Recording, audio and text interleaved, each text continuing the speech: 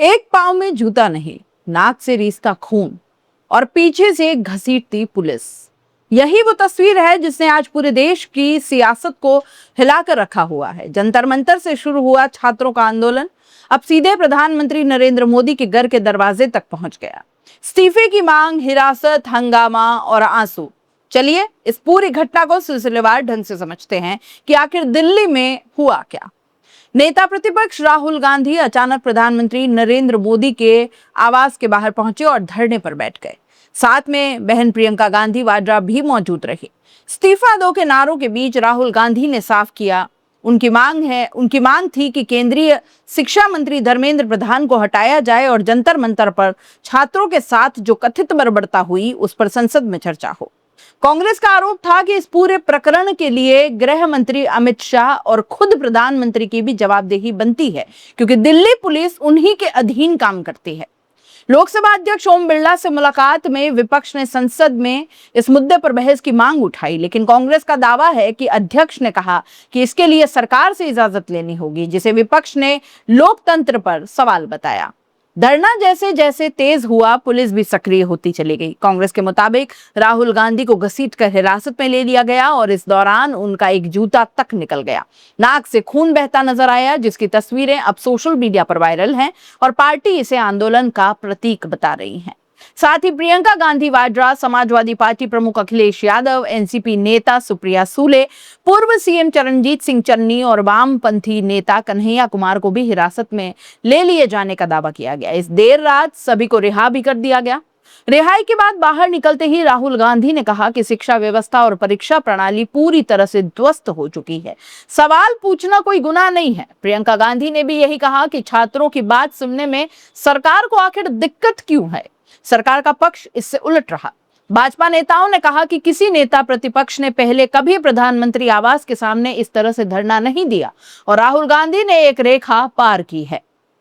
केंद्रीय मंत्री धर्मेंद्र प्रधान ने पलटवार करते हुए आरोप लगाया कि राहुल गांधी छात्रों की भावनाओं का राजनीतिक इस्तेमाल कर मानसून सत्र में बाधा डालने की कोशिश कर रहे हैं।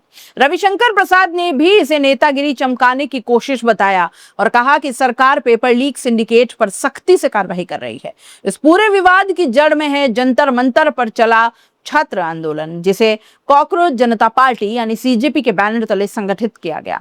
यह नाम सुप्रीम कोर्ट में प्रदर्शनकारियों के लिए इस्तेमाल हुए एक विवादित शब्द से निकला बताया जाता है। नीट समेत विभिन्न परीक्षाओं में पेपर लीक के खिलाफ हफ्तों से चल रहा यह आंदोलन तब और ज्यादा उग्र हो गया जब पुलिस कार्रवाई की तस्वीरें सामने आई।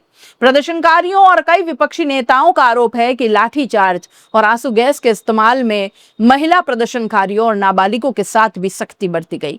हालांकि इन गंभीर आरोपों की स्वतंत्र पुष्टि अभी सामने नहीं आई है और ये दावे मुख्यतः विपक्ष और प्रदर्शनकारियों की ओर से किए गए हैं।